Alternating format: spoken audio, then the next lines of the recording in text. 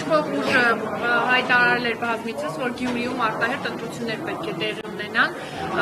եւ դուք էլ նախկինում եղել եք ՀՊ-ի ներկայացուցիչը, հիմա դուք վայր դրեցիք ավականու մանդատը եւ խորհրդարան եք գործուղվել։ Նախ ինչու մտածում եք, որ ընտրություններ տեղի ունենան, դուք այս անգամ չեք կարողանա բավարար չափով ՀՊ-ին ձայն բերել, որ գործուղվեցիք խորհրդարան։ Նախ խորհրդարան չեն գործուղվում, ազգային ժողովի ընտրությունների արդյունքում ընտրվել են որպես ազգային ժողովի պատգամավոր քաղաքացիական պայմանագիր կուսակցության համամասնական ցուցակով։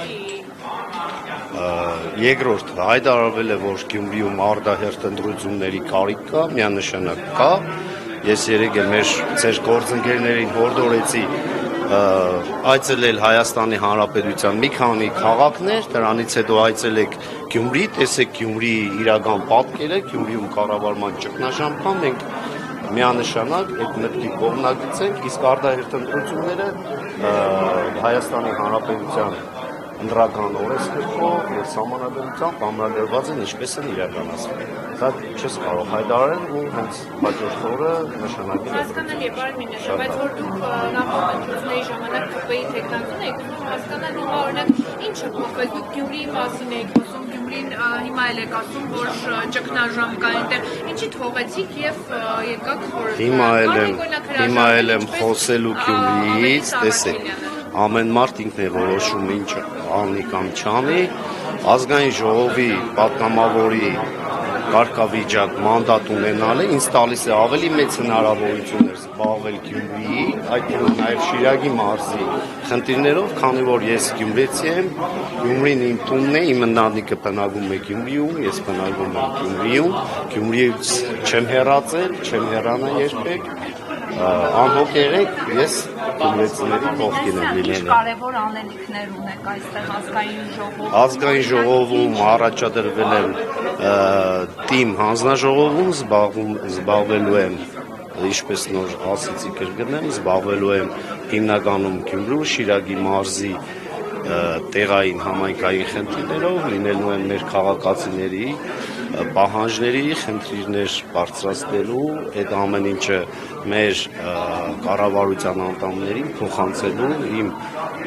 պարտականությունները իրականացնելու։ Իսկ օրինակ հնարավոր արտահերթ ընտրությունների ժամանակ դեպքում կլինեն տեխնացուներ, որոնք օրինակ ապագա գուշակելու այդպիսի շատ մեծ ինտուիցիա չունեմ, բայց արտահերթ ընտրությունների հնարավորությունը լինելու հենց եղավ, անպայման կհայտարարենք, դա գյումրեցիների պահանջը կլինի, տեսնենք ով կլինի տեխնացուն, ովքեր կլինեն մեր ավականում մնացած տեխնացուն։ Այսինքն այս պահին չկա որևէ խոսակցություն, թե ով կլինի։ Այս պահին քանի որ չկա արտահերթ ընտրությունների նշանակված օր, կարծում եմ լուրջ չի խոսել տեխնացուի անունից։ Բայց մինչև այդ տեխնացունի վերջո պետք է ծանոթանա, տեխնացուին պետք է ճանաչել։ Բայց ձեզ ով է ասել, որ տեխնացուին ասում էին նախորդ ընտրությունների ժամանակ ասում էին, որ Սարիկ Մինասյանն է ՀՊ-ի համար կարողացել ձայներ բերել, ընդհանուր ՀՊ-ի ռեյտինգը Գյումրիում ընկած էր։ Դուք նորից չեք հավաքում։ հերթով միանշանակ ես գնացել եմ Գյումրու որպես համայնքի ղեկավար ընտրվելու քայլին, որովհետեւ կարողանամ իմ գիտելիքները, իմ փորձը աշխատանքային, քաղաքծառայության, համայնքային ծառայության իմ աշխատանքային փորձը օգտագործել իշա իմ քաղաքացիների, ինչպես հայտարարել եմ, իմ երեխաները եւ գյումրեցի երեխաները ոչնչով պակաս չեն Երևանի կամ Արմավիրի երեխաներից, ովքեր ունեն խաղահրապարակներ, կանաչ կոդիներ, իսկ Գյումրիում գետ 1 նորմալ կահավորված խաղահրապարակ չեք գտնել։ Խնդրեմ մի քիչ հեռու պայեք խփեք տնձի խոսալու ժամանակ սիրո չի։ Պարոն Մինասյան, դուք որ չընտրվեցիք համայնքապետ, դրանից հետո որոշակի հիասթափություն ապրեցիք, արդյոք դա է պատճառը, որ պատգամավորական։ Ոչ, ես դրանից հետո շարունակել եմ լինել Գյումրու ավականի խմբակցության ղեկավար, հիասթափություն չեմ ունեցել, ես բավականին քաղաքական անցած ճանապարհ ունեմ, այդ մի այսպես ասած անհաջողությունը չէր կարող ինձ հիասթափեցնել եւ հետո Գյումրիում ես եւ մեր քաղաքական ուժը տարել ենք ամենաշատ ձայները։ մեզնից հետո տարած տեխնազուն եւ կուսակցությունը գրեթե 2 անգամ պակաս ձայն է տարել։ Հայաստանի Հանրապետության պատմության մեջ որևիցե մեկ համայնքային ընտրություն չեք կարող օրինակ բերել, որտեղ 4 ու ավելի ուժեր միավորվել են, որովհետեւ կարողանան անցնել մեկ ուժի ունեցած ձայներից։ Պարոն Մինասյան, գործընկերոջից արդեն չպատասխանեցիք Արդեն չեմ հիշում, պաշտոնի դուք առաջադրվել կամ եթե ասեցի երբ եղավ արտահերթ ես պատասխանեցի, երբ եղան արտահերթ ընտրությունների օրը նշանակվեց, այդ ժամանակ կպատասխանեմ, բնականաբար քաղաքական թիմի կարծիքը եւ առաջնային իմ որոշումն է, այդ ժամանակ կհայտարարենք հստակ բոլորը կիմանան, ես ասեցի, եթե թիմը կգա ժամանակ, դա միանձնյա որոշումը վերջնական թիմն է լինելու, բնականաբար թիմի կարծիքը շատ կարևոր է, վճռական իմ կարծիքի, իմ ընտանիքի կարծիքի, հիմա մանրամասները կարծում եմ, այստեղ քննարկելու տեղը եւ ժամանակը չի։ Պարոն Մինասյան, իսկ ինչ եղանակով է գնալու Գյումրիում արտահերթ։ Արտանակ գիտեմ, ընդդիմությունը կարողանում է քվորում ապահովել։ Ես ասեցի, ինչ քննարկել եք ԿՊ-ի հետ ինչ եղանակներ։ Երևի ուշադիր չեք, արտահերթ ընտրությունները Հայաստանի Հանրապետության Սահմանադրության հստակ ամրագրված է, որ տեքնում են իրականանական 1-2 տարբերակներ, երբ որ եղավ, այդ ժամանակ մենք ես չեմ ասեցի, ուշագել չեմ կարող, տարբեր պատճառներ կարող են լինել։ Պարոն Մինասյան, եթե գնահատելու լինենք Գյումրիի կառավարում անցած 1.5 տարիների ընթացքում, ինչ Վարդան Ղուկասյանն ստանձնեց Ոչ բավարար, որևիցե դուք որպես լրագրող շատ ծանր է ամենօրյա ռեժիմով գյումրեցիներից ստանում եմ նամակներ այս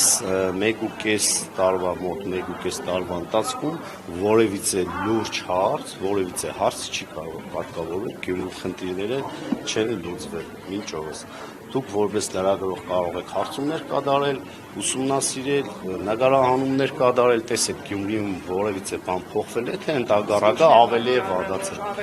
Այդ հարցերը խնդրում եմ տվեք Գյումրու ներկա չեմ կարծում սաբոտաժ է անում, չէ, հնարավոր չի, չեն կարողանում լուծել խնդիրները, հետո չգիտեմ իրենցից հարցեր։ Պարոն Մինասյան, քանի որ դուք վերջին շրջանում մի քանի անգամ հայտնվեցիք մամուլի ուշադրության կենտրոնում, ձեր գրած մեկնաբանությունների պատճառով 5 անգամ այդ հարցը Բայց հիմա ես այլ կոնտեքստում եմ այդ հարցը ձևակերպել, թողեք վերջացնեմ, պարոն Մինասյան։ Հիմա ազգային ժողովում, եթե օրինակ լարված իրավիճակ տեղ ունենա, կհայհոյեք, ինչպես եք պատկերացնում աշխատանքը։ Շատ նորմալ մեր ազգային ժողովի նախագահի տեխնազուն հայտարարեց մեր իր որոշումը, եթե մեր ընդդիմությունը կընդունի, շատ լավ չի ընդունի, կգործենք հայելային կարգով։ Այսինքն հայելային կարգով։ Լավին լավ, վատին վատ։ Այսինքն եթե հայով եք պատասխանելու հայերին։ Չեմ կարծում, որ այստեղ որևիցե մեկը կա, որ կարողանա ինձ ծեծել, հլը մարդ չի եղել։ Չիցերը, պարոն Մինասյան։ Շատ բան եմ տեսել մեր ազգային ժողովի նախագահան, երևի արդեն չգիտեմ վերջացավ ընտրությունը թե չէ, Ռուբենյանը իր ելույթում հայտարարեց շարժվելու ենք այդ տրամաբանությամբ։ Այսինքն Ալեն Սիմոնյանը լավ չէր իրավիճակը, որ օրինակ Տեսեք, իսկ հնարավոր է այստեղից դուրս գալուց ավտովտար լինի։ Չէ, հնարավոր է։ Այդ սահմանը Չեմ կարող ասել, ժողովուրդ չէ, ես սոկուշակ չեմ։ Այսինքն դեմ չեք բացառում, կարող Մինասյան։ Հաստատ չեք բացառում։ Ում հայերեն։ Դեր լարված իրավիճակ։ Ընդդիմախոսին, երբ որ ընդդիմախոսը հարգալից Դեպա զարգացել Բանավերջի մեջ է։ Ես դուք ասնեք հայերեն։ Հիմա կարող է այդտեղ չհայոյեմ, հանեմ դուսը հայոյեմ։ Հիմա չեմ կարող ասել ինչ իրավիճակ կլինի։ Բայց դա պատգամավորին հարիր հարկագիծ է։ Առավել եւս իշխանության։ Ժողովուրդ ջան, ասեցինք, մենք հայտարարել ենք ինչպիսի վերաբերմունք ենք ցույց տալու, ես այս օրը ցույց տվեց ինչպիսի հարգալից, այսինքն անձերի որևիցե մեկի անձնական վիրավորանքներ չկան, կա քաղաքական բանավեճեր, սուր հարցադրումներ, բայց որևիցե անձնական վիրավորանք, կարմիր գծերը որևիցե մեկից չենք անցնում։ Վերջ, այդքանով բավարարում։ Այսինքն օրինակ Ալեն Սիմոնյանը լավ չէր կառավարում։ Այսինքն շատ լավ կառավարում էր։ Ռուբեն Ռուբինյանը ասեց ինչպես է։ Ալեն Սիմոնյանը շատ լավ էր կառավարում, մինչ Ալեն Սիմոնյանը